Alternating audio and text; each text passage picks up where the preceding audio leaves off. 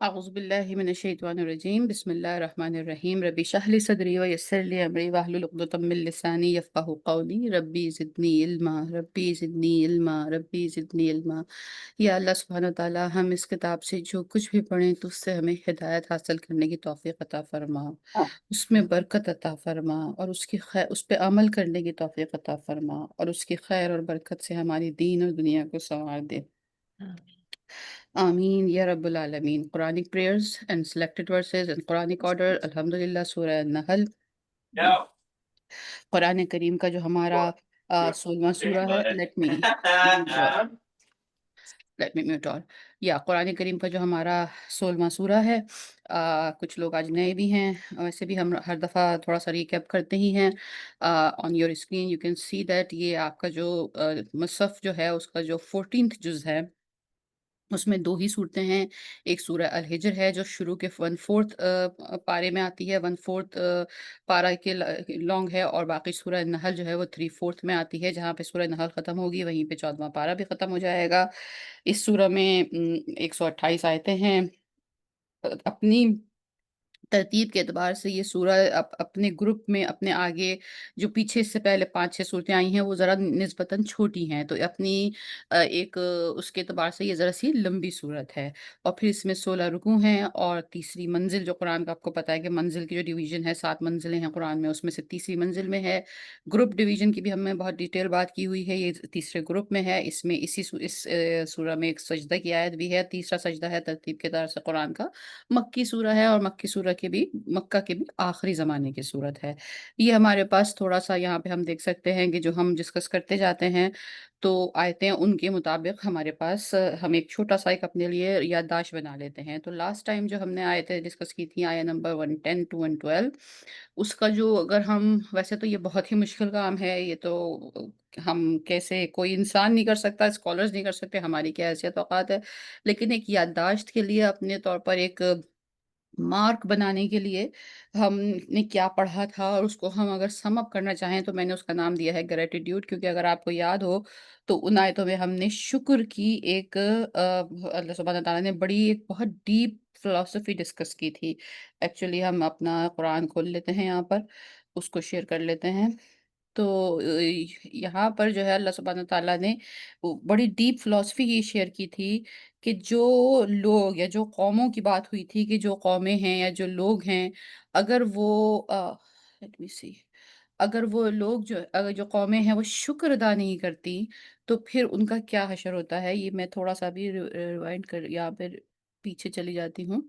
آیا نمبر 112، تو آیت نمبر 112 کا جو ایک لب لباب یا ترجمہ تھا وہ یہ، اگر آپ کو یاد ہو کہ ہم نے یہ ڈسکس کیا تھا کہ اللہ سبحانہ تعالیٰ نے ایک ایگزامپل دی ہے، پورا ایک پیرابل بیان کیا ہے کہ ایک قوم ہے، وہ قوم بڑی ہی خوشحال ہے، بڑی ہی اس کے اوپر عنایت ہے، مطمئن ہے، اور اطمینان اس کو پاس اندر سے بھی ہے اور باہر سے بھی ہے۔ ہم نے ایک ایک ورڈ بڑا ڈیٹیل میں ڈسکس کیا تھا لاسٹ ٹائم، اور اس میں یہ تھا کہ ایک ایسا پیرابل بنایا ہے، ایک ایسی آئیڈیل سچویشن ہے، ہر طرف امن و امان ہے، رزق کی فراوانی ہے، سکون ہے، اطمینان ہے، ایک ایسی قوم ہے، سب کچھ ہے۔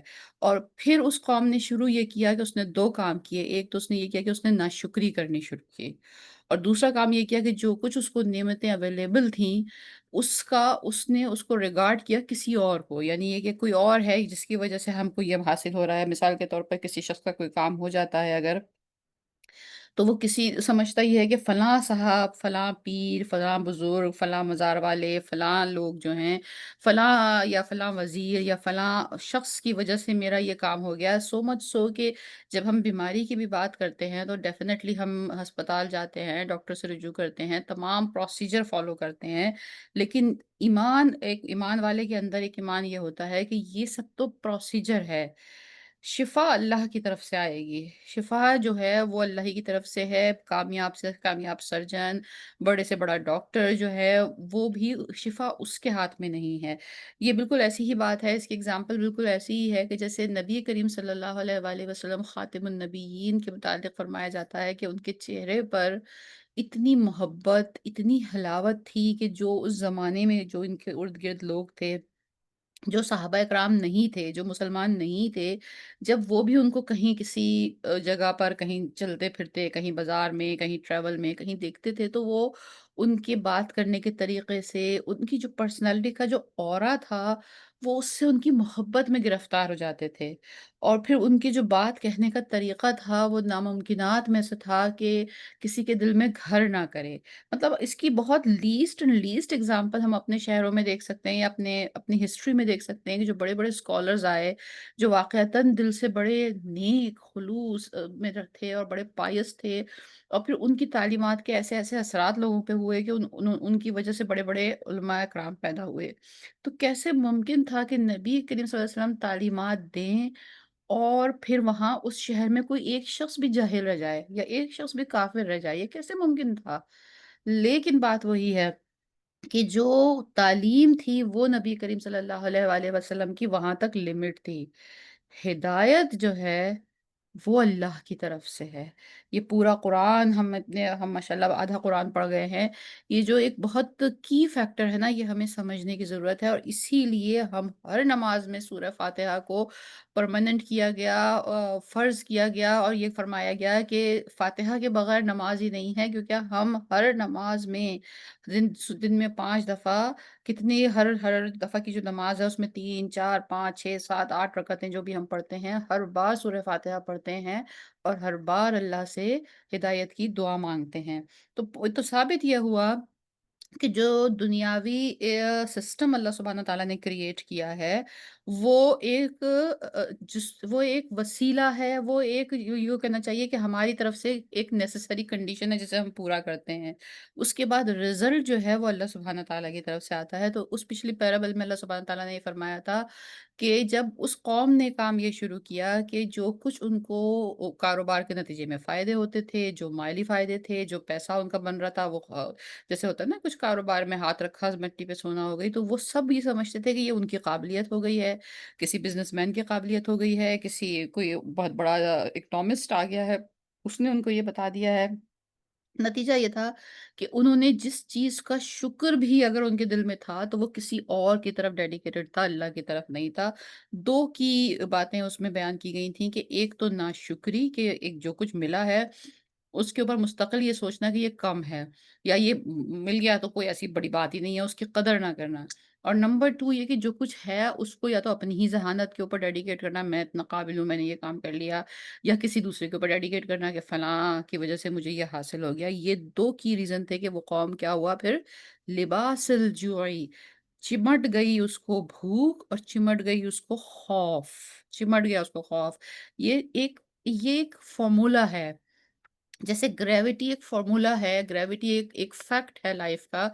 इसके लिए आप मुसलमान हो या ना हो, अगर कोई चीज़ है तो वो गिरेगी ही। वो मुसलमान के खेत का दरख्त हो या नॉन मुस्लिम के खेत का दरख्त हो, सेब हमेशा नीचे ही गिरेगा। ये एक law of fact of nature है ना, बिल्कुल इसी तरह ये जो ये लॉ है, ये भी अल्लाह सुब्हानहू तआला ने बता दिया। कर लो तुम अपनी कोशिश, ट्राई करके देख लो। अगर तुम्हारे दिल में नाशुक्री है उन नेमतों के ऊपर जो तुम्हें हासिल हैं और अगर तुम्हारे दिल में कहीं ये ख़्याल है कि जो कुछ तुम्हें मिला भी है, वो उसकी वजह ये है या उसकी वजह वो है या उसकी वजह वो है, उसकी वजह अल्लाह की देन नहीं है, तो फिर तुम तैयार हो जाओ भूख के लिए, खौफ़ के लिए और ऑब्वियसली जब कोई कौम खौफ़ में मुब्तला होती है, तो उसका मतलब है वो ज़िल्लत में मुब्तला है, कोई उसके ऊपर हावी है और फिर उसके साथ ही बाकी सारी चीज़ें ऐड अप होती हैं। तो ये आया नंबर 112 का हमने यहाँ तक इसको कवर किया था। अब आगे जो हम चलते हैं तो जैसे हम लोग यहाँ पे ये कोशिश भी करते हैं कि हम ये भी देखें आयतों के तर्जुमे के साथ-साथ कि फिर अगली आयत में अगर कोई बात आई है और बज़ाहिर वो ऐसा महसूस होता है कि उस बात का ताल्लुक पिछली आयत से नहीं है। तो फिर क्यों? ऐसा ऐसा हो तो नहीं सकता ना, ये तो कलाम अल्लाह है, तो जब हम थोड़े से डेप्थ में जाके एक चीज़ को देखते हैं ना, तो फिर हमें उनका इंटरकनेक्शन समझ में आता है। तो आया नंबर 13 उसकी तिलावत करते हैं औज़ु बिल्लाहि मिनश शैतानिर रजीम बिस्मिल्लाहिर रहमानिर रहीम वलक़द जाअहुम रसूलुम मिनहुम फ़कज़्ज़बूहु फ़अख़ज़हुमुल अज़ाबु वहुम ज़ालिमून। और बिलाशुबा इनके पास आया एक रसूल इनमें से, फिर उन्होंने झुटलाया उसे, तो पकड़ लिया लेट मी मूव दिस तो पकड़ लिया इन्हें अज़ाब ने इस हाल में कि वो सब ज़ुल्म करने वाले थे। तो अब ये क्या कह रहे हैं? पिछली आयत में ये कहा है कि जब नाशुक्री करोगे تو پھر تم بھوک اور خوف میں مبتلا ہو جاؤ گے۔ اگلی آیت یہ کہہ رہی ہے کہ ہم نے جو رسول بھیجا تھا، جب تم نے اسے جھٹلا دیا، مانے اس کی ناقدری کی، مانے اس کی ناشکری کی، جو تعلیم وہ آپ کے پاس لے کر آیا تھا۔ دیکھیے ایک بات انسان کو ایز آف ٹوڈے بھی، آج کے انسان کو بھی، اس وقت کے انسانوں کی تو بات ہم چھوڑ ہی دیں، ہر دور میں، جس دور میں بھی جو انسان تھے، ظاہر ہے انہوں نے اپنے سے اگلا زمانہ تو دیکھا نہیں تھا، ہم پچھلا زمانہ دیکھ سکتے ہیں نا، تو ہم یہ کہہ سکتے ہیں کہ اب ہم ان سے پچھلے دور کے لوگوں سے زیادہ ترقی یافتہ ہیں۔ جس زمانے میں جو بھی لوگ ایگزسٹ کرتے تھے، ان کو جیسے اب اس وقت ہم مکہ کے لوگوں کے متعلق اگر سوچتے ہیں تو ہم اب یہ سوچتے ہیں کہ بھئی وہ سائنٹیفکلی ہم سے زیادہ ترقی یافتہ نہیں تھے، اب ہم ان سے زیادہ سائنٹیفکلی ترقی یافتہ ہیں۔ لیکن اس وقت جب وہ زمین پہ چل پھر رہے تھے تو ان کے پاس ان سے انہوں نے فیوچر تو نہیں دیکھا تھا، وہ اپنے سے پاسٹ کے لوگوں کو دیکھتے تھے، وہ قوم عاد کی بات کرتے تھے، وہ قوم سمود کی بات کرتے تھے، وہ قوم نوح کی بات کرتے تھے، اور وہ دیکھتے تھے کہ ہم ان سے بہتر ہیں سائنٹیفکلی، زمانے کی ترقی کے لحاظ سے۔ تو پوائنٹ کیا ہوا کہ جب جو رسول آتا ہے اور جو ہدایت وہ لے کر آتا ہے تو پوائنٹ جو میں اسٹیبلش کرنا چاہ رہی ہوں یہ کہ ہر زمانے کے لوگ اپنی سائنٹیفک ترقی کے لحاظ سے یہ سمجھتے ہیں کہ ہمیں بہت کچھ آ گیا، ہمیں بہت کچھ معلوم ہو گیا، ہم نے بہت کچھ ڈسکور کر لیا، ہمیں تو یہ نئی نئی چیزیں معلوم ہو گئی جو ہم سے پچھلے لوگ، کیونکہ ہمارے پاس کمپیریبل کون ہے؟ پچھلے زمانے والے لوگ، اور ہم ان سے زیادہ ترقی کر رہے ہیں۔ لیکن ہر عہد کے لوگوں کو یہ بات ماننی پڑے گی، اپنے اپنے عہد میں وہ جب تھے اور اب اس عہد میں جب ہم ہیں، ڈزنٹ میٹر کہ ہم جس کو ہم ترقی کہہ رہے ہیں، سائنٹیفک چیزوں کو کہہ لیں، مشینوں کو کہہ لیں، جس چیز کو بھی، جو نیو ڈسکوریز ہیں چاہے کسی بھی جانرا میں ہیں، وہ ایک لمٹ تک رہیں گی۔ اصل تعلیم کے لیے، صحیح راستے پہ اس دنیا میں چلنے کے لیے ہم کو ایک ایسی ڈائریکشنز کی ضرورت ہے جس تک ہمارا انٹلیکٹ پہنچ ہی نہیں سکتا۔ ابھی جو نیکسٹ آیت آئے گی 114، جہاں سے نیکسٹ جہاں سے یہ نئی بات شروع ہوگی، اس میں آپ کو یہ اور سمجھ میں آئے گی۔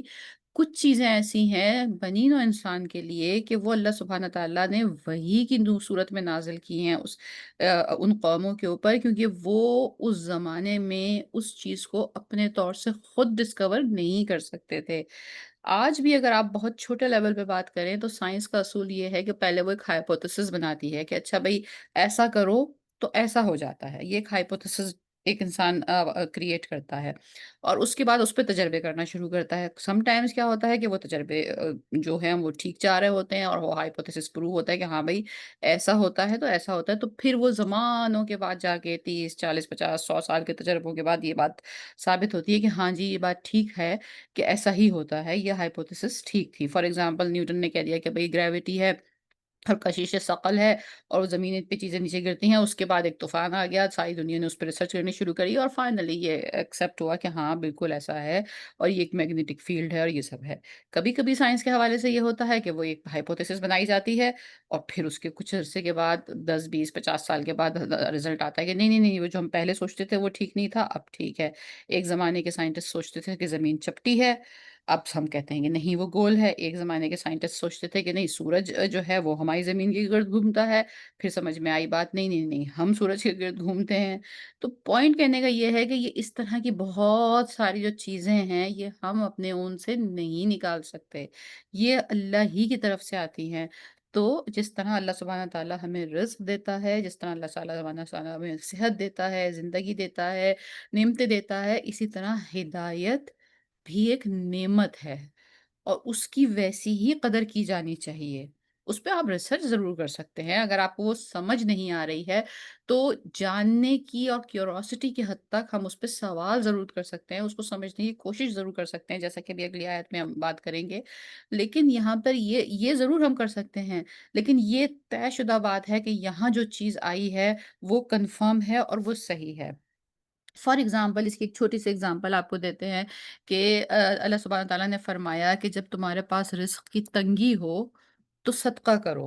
حدیث کا مفہوم بیان کر رہی ہوں اور اس سے متعلق ہزاروں حدیثیں ہیں، آپ نے بھی سنا ہوگا کہ جب آپ کے پاس رزق میں تنگی ہو تو صدقہ دو، یا یا دوسرے حوالے سے اگر میں اسے دوسرے طرح سے بات کروں تو یہ کہ جب انسان صدقہ دیتا ہے تو اس کے رزق میں برکت ہوتی ہے، مطلب وائس ورسا دونوں باتیں وہی ہیں۔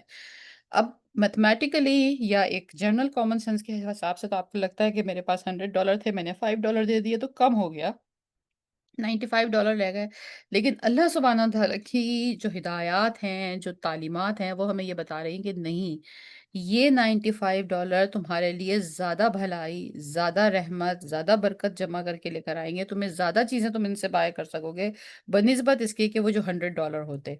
तो ये एक रूल है, समटाइम्स हमें ये समझ नहीं आता, लेकिन हमें इस पे बिलीव करना है अल्हम्दुलिल्लाह, क्योंकि we are the people of book.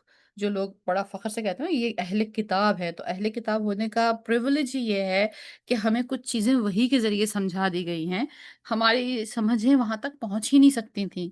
तो हमको बता दिया गया कि अच्छा, सदका किया करना, शुक्र अदा किया करना, और जब ये रसूल तुम्हारे पास हिदायत लेकर आया था तो इसको मान लेना।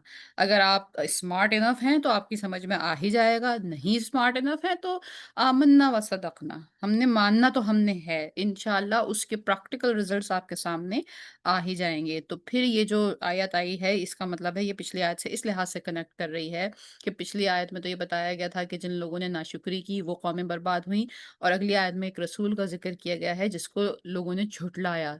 तो रसूल और उसकी हिदायत, ये भी दोनों अल्लाह की नेमतें हैं, और इनको झुठलाना भी नाशुक्री है। और नाशुक्री जो करेगा उसका क्या होगा, फ़ॉर्मूला दिया हुआ है आयत नंबर 112 में। भूख और खौफ, 2 चीज़ों से आज़माया जाएगा, और खौफ से आज़माया नहीं जाएगा, चिमट जाएँगी। लिबासुल जुअ, यानी आपकी रूह में पेवस्त हो जाएँगी। अगली आयत। अब इस तमाम बैकग्राउंड में हम देखते हैं कि अगर अगर ये सारा बैकग्राउंड और ये सारा स्टेज हम सेटअप ना करें, और जर्नल एज़ हम सिर्फ़ ट्रांसलेशन पढ़ते हुए जा रहे हों, तो पढ़ने वाले को लगेगा आयत नंबर 114 में कि ये तो मौज़ूअ चेंज हो गया, ये एकदम टॉपिक कहीं से कहीं गया है। But with this all stage in background, अब जब हम ये बात पढ़ेंगे, ये आयत पढ़ेंगे, तो Inshallah subhanahu wa ta'ala, we can find some relation and we can find what is the underlying philosophy here going on. औज़ु बिल्लाहि मिनश शैतानिर रजीम, बिस्मिल्लाह, फ़कुलू मिम्मा रज़क़कुम, बस तुम सब खाओ। फ़कुलू, खाने की बात हुई है। मिम्मा रज़क़कुम, इसमें से जो तुम्हें दिया गया है। फ़कुलू मिम्मा रज़क़कुमुल्लाहु हलालन तय्यिबन, बस तुम सब खाओ वो रिज़्क जो तुम्हें दिया गया है, अल्लाह ने जो तुम्हें रिज़्क दिया है, हलाल और तैयब, पाकीज़ा, हलाल, तैयब।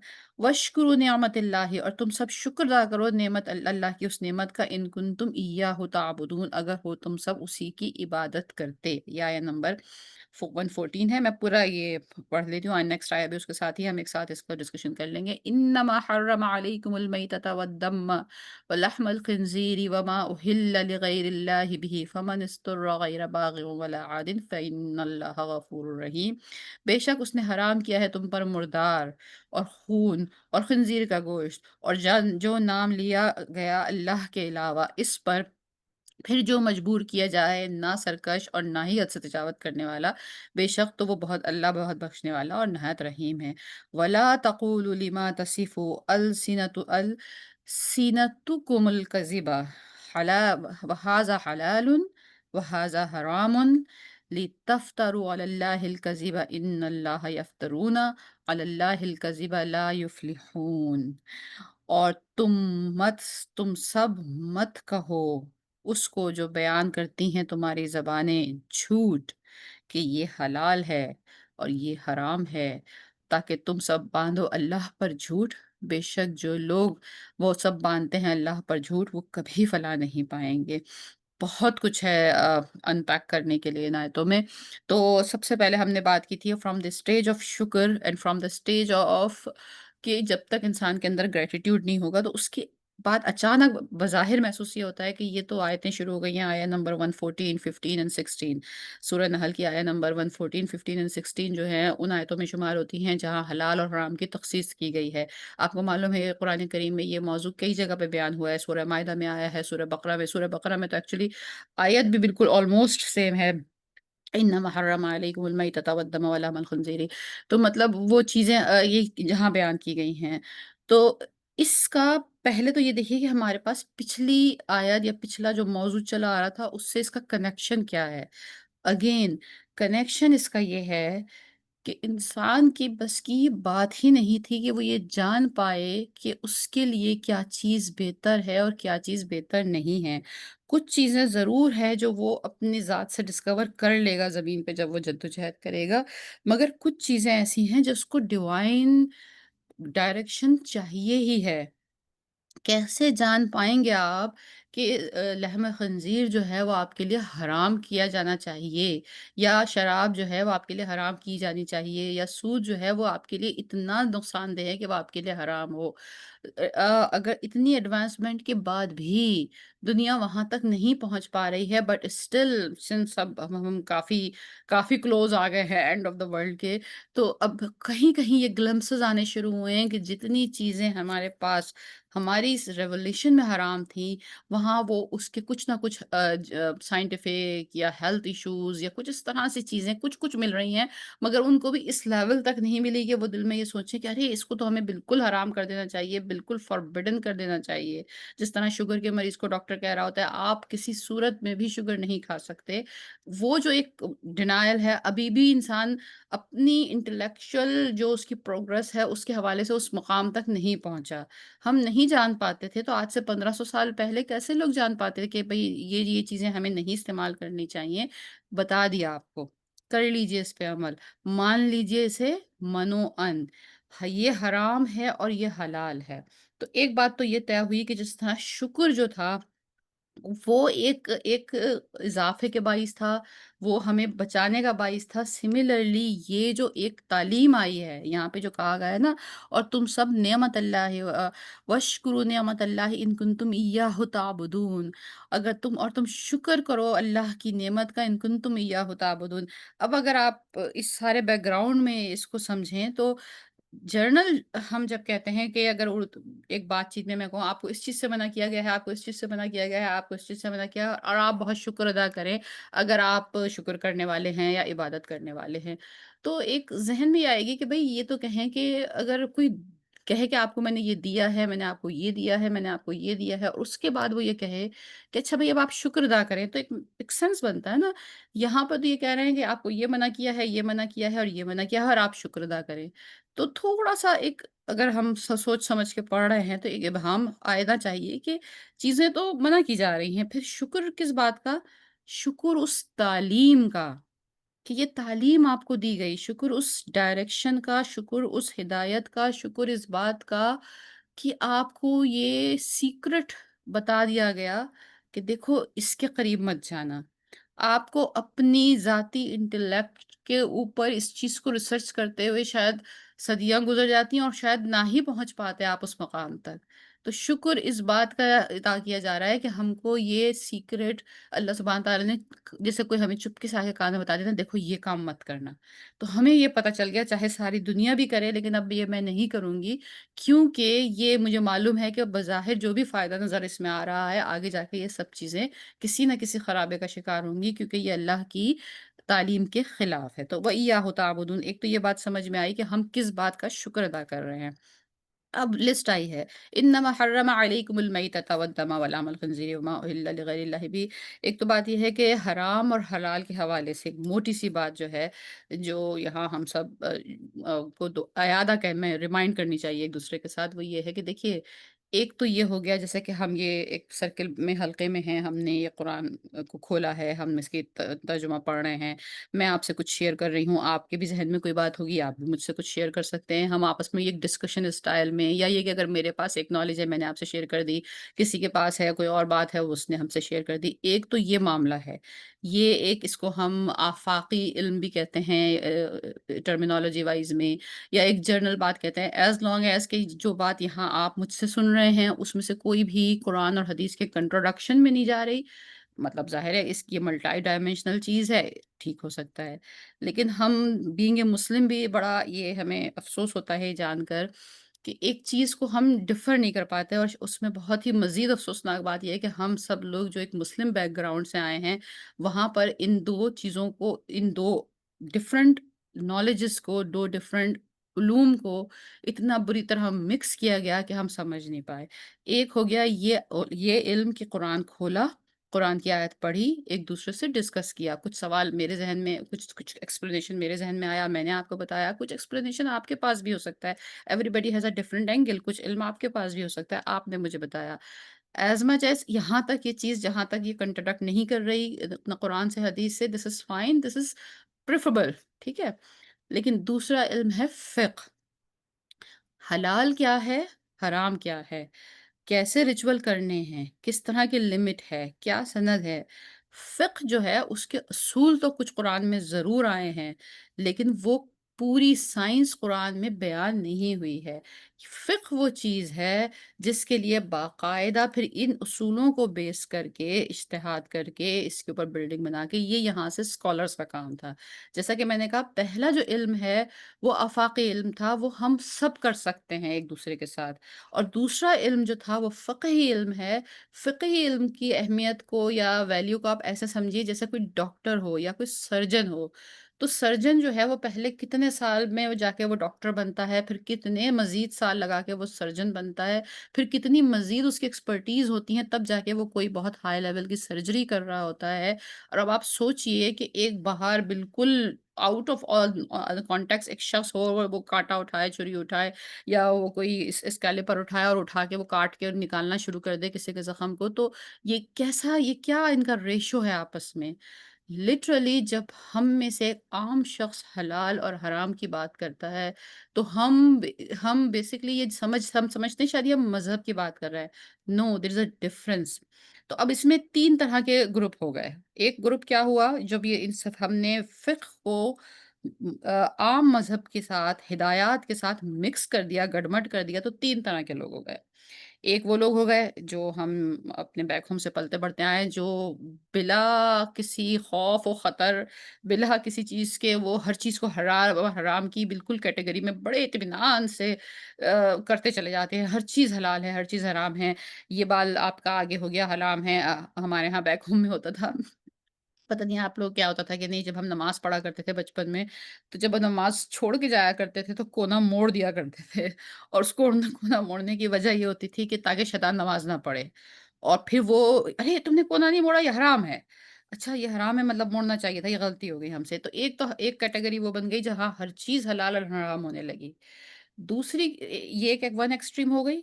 دوسری ایکسٹریم وہ تھی جو جس نے یہ کہنا شروع کیا کہ آپ قرآن خود پڑھیے ہی مت، ترجمہ خود پڑھیے ہی مت، آپ ایک دوسرے سے خود ڈسکشن کریے ہی مت، ان آیتوں پر آپ اور کریے ہی مت، کیونکہ آپ تو کوالیفائی ہی نہیں کرتے، آپ کو تو کوئی اسکالر ہونا چاہیے، پہلے پہلے تو آپ نے کوئی ڈگری حاصل کریں گے تب جا کے یہ آیت آپ اس قابل ہیں، آپ کی جرت ہونی چاہیے کہ آپ اس آیت کو پڑھیں اور سوچیں کہ اللہ نے مجھے کہا ہے، which is again equally wrong and dangerous، کیونکہ یہ آیت ہر شخص سے مخاطب ہے۔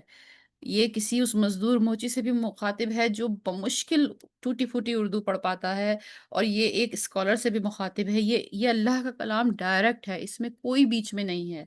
تو یہ دو ایکسٹریمیٹیز ہوئیں۔ بیچ کے ایک وہ لوگ ہیں اگین جو کچھ کچھ حلال اور کچھ کچھ حرام کے حدود میں پھاندتے رہتے ہیں۔ تو دو باتوں کو بالکل ڈفرینشیٹ کر لیں۔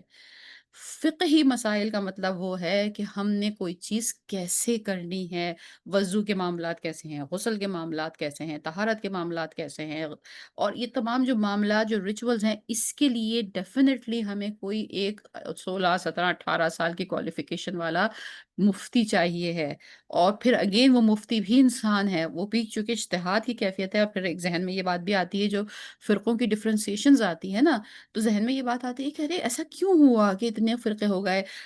بچے سوال پوچھتے ہیں کہ بھئی 4 اماموں کی جو ہم بات کرتے ہیں، امام ابو حنیفہ کا اسکول آف تھاٹ ہے، امام شافعی کا اسکول آف تھاٹ ہے، تو اللہ سبحانہ تعالیٰ کی تعلیم تو ایک ہے، پھر یہ 4 انٹرپریٹیشن کیوں ہیں؟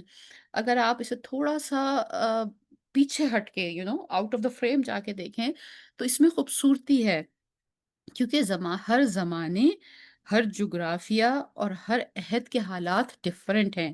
ایک چیز جو افریقہ کے لیے ٹرو ہے، وہ انٹارکٹیکا کے لیے ٹرو نہیں ہے۔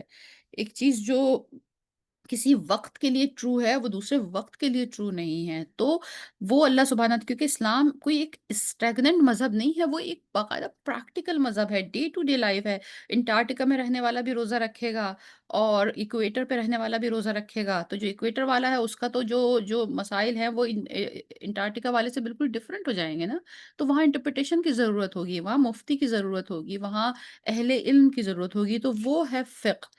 تو یہاں پہ اللہ سبحانہ تعالیٰ جو فرما رہے ہیں، اسی لیے اسکالرز نے بتایا کہ حرام اور حلال یہ جو 2 باؤنڈریز ہیں نا، اس کو اللہ نے خود قرآن میں اس لیے بیان فرمایا کہ اس کے بیچ میں جتنا ہے کہ بھئی یہ مسنون ہے، یہ مکروہ ہے، یہ ہبہ ہے، یہ مستحب ہے، یہ تمام جو ایکسپلینیشنز تھیں، اس میں اتنا خطرہ نہیں تھا جتنا حلال اور حرام ہے۔ حلال حرام is a boundary, it's just like you are falling out of the cliff. تو بیسیکلی حلال اور حرام جو چیزیں تھیں وہ ڈیفائن کر دی گئی، گن کر انگلیوں پہ گن کے چیزیں ہیں جو حرام ہیں، انگلیوں پہ گن کے، اور وہ اللہ سبحانہ نے قرآن میں کئی جگہ فرمائی، اسی لیے ایک جگہ نہیں کئی جگہ فرمائی، اور وہی حرام ہے۔ اس کے بعد پھر حالات ہیں، پھر چیزیں ہیں، پھر ایکسپلینیشن ہے۔ تو یہ اتنا امپورٹنٹ ہے اس کو سمجھنا۔ اور اس کے بعد جو اگلی آیت، آیت نمبر 116 ہے، وہ یہ کہتی ہے وَلَا تَقُولُوا، یہ میں ابھی ہم آیا 115 کی چیزوں کی لسٹ پہ بعد میں جائیں گے، لیکن جو بہت امپورٹنٹ بات ہے جو related to all this discussion ہے وہ یہ ہے وَلَا تَقُولُوا لِمَا تَصِفُ أَلْسِنَتُكُمُ الْكَذِبَ أَلْسِنَتُكُمُ الْكَذِبَ هَٰذَا حَلَالٌ وَهَٰذَا حَرَامٌ، کہ مت کہو تم سب وہ بات جو بیان کرتی ہیں تمہاری زبانیں جھوٹ، کہ یہ حلال ہے وہ حرام ہے۔ اگر جو میں یہ جب اس کو پریپیئر کر رہی تھی لیکچر کو، تو میں نے جو اس کی اس آیت کی آیت نمبر 116 کی جو تفسیر میں دیکھ رہی تھی، تو اس میں یہ تھا کہ کچھ الفاظ ایکسٹرا ہیں، قرآن میں کوئی چیز ایکسٹرا نہیں ہے۔ مطلب بات کہنے کے لیے یہاں یہ کہی جا سکتی تھی کہ تم مت کہو کہ یہ حلال ہے اور یہ حرام ہے، تو اتنا کہا جا سکتا تھا کہ مطلب جو بھی عربی کے الفاظ ہوں کہ یہ مت کہو کہ ھذا حلال و ھذا حرام، یہ مت کہو۔ لیکن یہاں ولا تقولوا ھذا حلال و ھذا حرام، یہ بات سمپل اس طرح کہی جا سکتی تھی، لیکن کہا ولا تقولوا لما تصف السنتکم الکذب، اور تم سب مت کہو اس کو جو بیان کرتی ہیں تمہاری زبانیں جھوٹ۔ سو مچ ڈیپتھ ان دس فریز۔ ایک تو یہ کہ بہت کانفیڈنس سے یہ کہہ دینا نہیں بھائی یہ صحیح نہیں ہے، جیسے میں نے آپ کو اپنا اگزامپل بتائی کہ بہت بچپن تک یہی ذہن میں رہا، پتہ نہیں واللہ اگر میں اپنے بچپن کی چیزیں یاد کروں اور آپ سب جو اس بیک گراؤنڈ سے آئیں تو ہم ہزاروں چیزیں وہ نکال سکتے، یہ حرام ہے، یہ حرام ہے، یہ حرام ہے، یہ حرام ہے۔ تو مطلب اب اگر ہم اب اسکالرز پڑھے لکھے جو اسکالرز ہیں جو بائی دا بک ہیں ان کی بات مانیں کہ حرام صرف وہ چیز ہے جو لسٹ قرآن میں موجود ہے، تو اس کا اور پھر جو نہیں ہے وہ سب حلال ہے، ہاں پھر اس میں ڈفرینٹ کیٹیگریز ہیں اینڈ دین وہ وہاں سے پھر بات آگے اس میں چلتی ہے کیس ٹو کیس کیا سچویشن ہے۔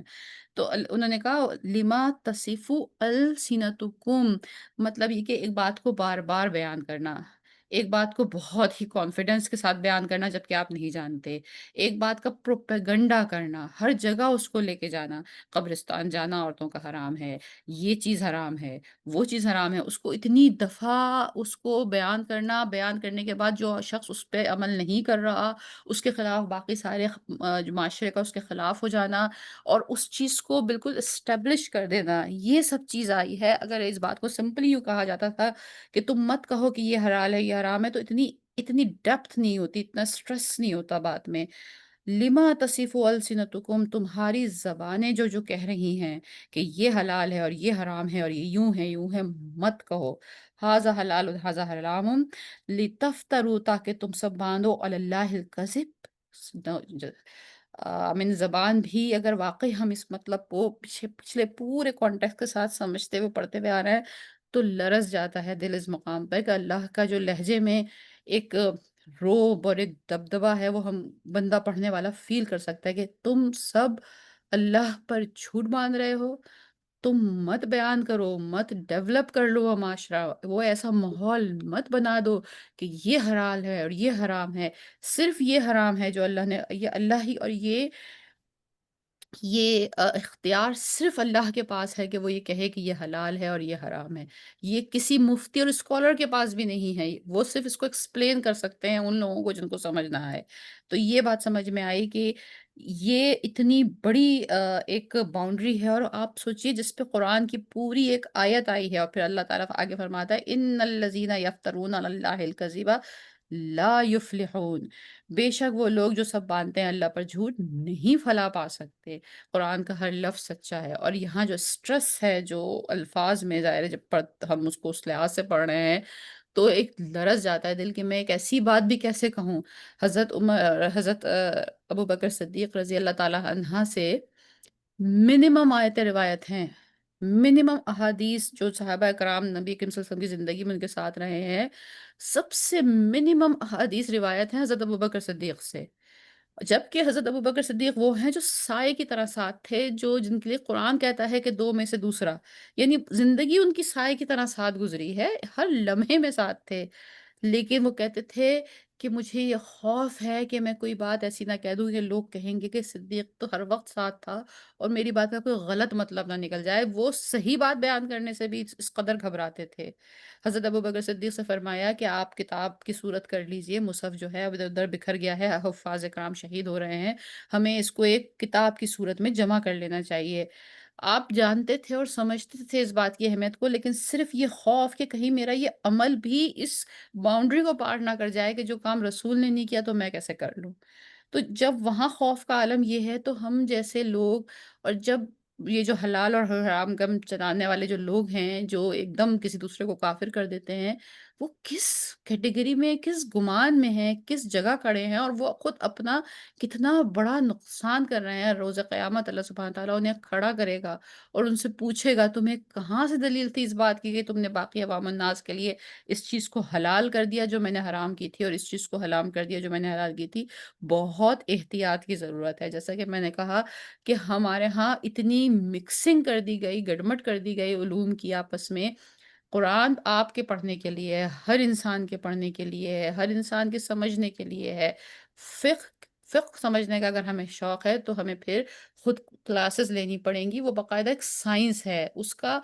और अगर आप जब आप पढ़ते हैं, फ़िक़्ह की चीज़ों को पढ़ते हैं, या अगर हदीस की साइंस को पढ़ते हैं, या इमाम अबू हनीफ़ा का जो पूरा डिस्क्रिप्शन है, इमाम शाफ़िई का, लिटरली अगर आपने चंद किताबें भी फ़िक़्ह के हवाले से पढ़ी हैं, तो मैं हैरान हो जाती हूँ कि हम आजकल आजकल हम समझते हैं हम बड़े साइंटिफ़िक दौर में हैं और हम एल्गोरिदम्स की बात करते हैं, साइंटिफ़िक कैटेगराइज़ेशन की बात करते हैं।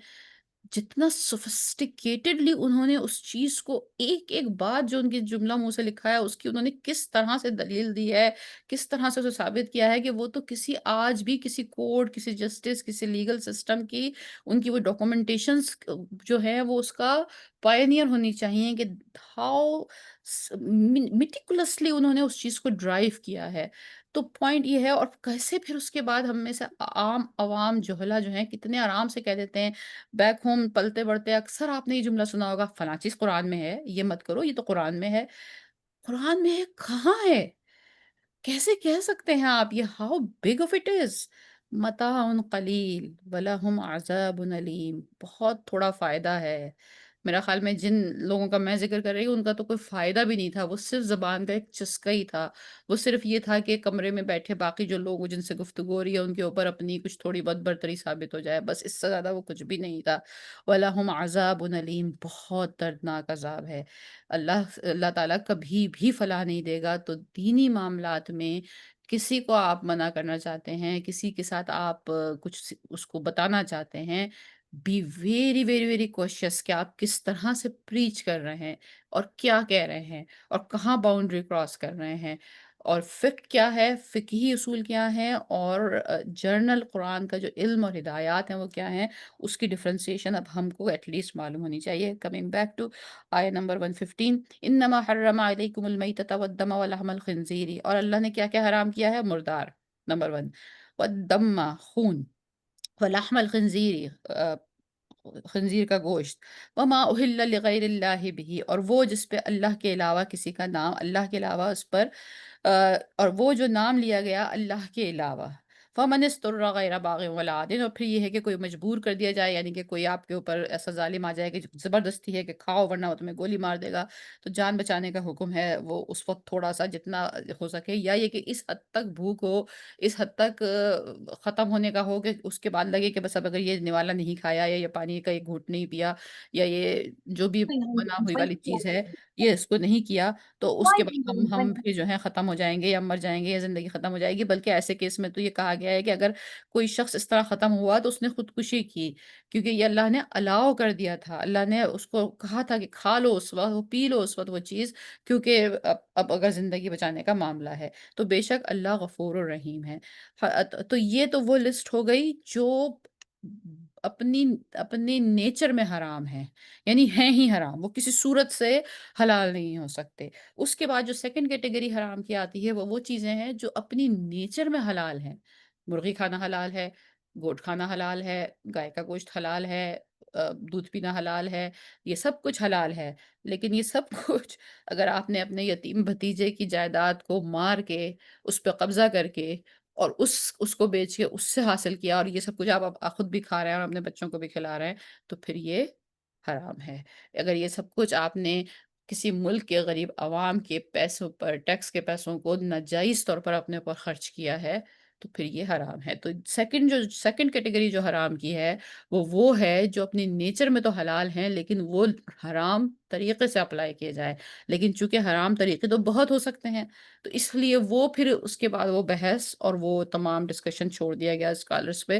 لیکن جو ایک بینہ ہی اپنی نیچر میں جو چیزیں حرام ہیں، وہ یہاں فرما دی گئیں کہ وہ کیا کیا ہیں، کہ وہ مردار ہے، اور وہ خون ہے، اور وہ لحم خنزیر ہے، اور وہ اس کی اور وہ جانور ہے جس پہ اللہ کے علاوہ کسی کا نام لیا گیا ہو یا اللہ کا نام نہ لیا گیا ہو۔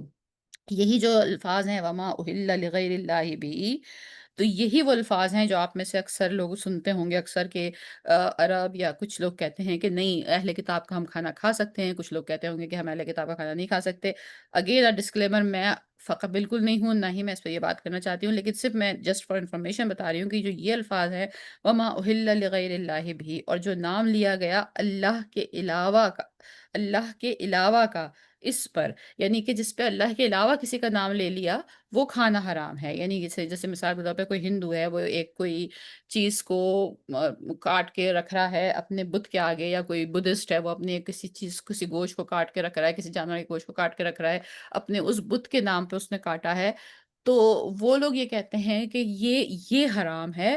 تو اس کا مطلب یہ ہو گیا کہ جس پہ مطلب جو اہل کتاب ہیں، وہ تو کسی غیر اللہ کے نام پہ تو نہیں کاٹتے نا، وہ تو جو بھی وہ اللہ کو تو تسلیم کرتے ہیں، ڈزنٹ میٹر کہ وہ بعد میں اس میں شرک بھی کرتے ہیں، لیکن کرتے تو وہ اللہ ہی کے نام پہ ہیں، تو لہٰذا ہم کھا سکتے ہیں۔ ان کا اسی الفاظ کے اوپر یہ لینا ہے، اور اسی الفاظ کے اوپر دوسرے امام ابو حنیفہ کا ٹیک یہ تھا کہ نہیں، جب یہ جو کسی جانور کو کاٹا جاتا ہے، جس کو ذبح کیا جاتا ہے کھانے کے لیے، وہ ایک جان ہے، وہ ایک زندگی ہے۔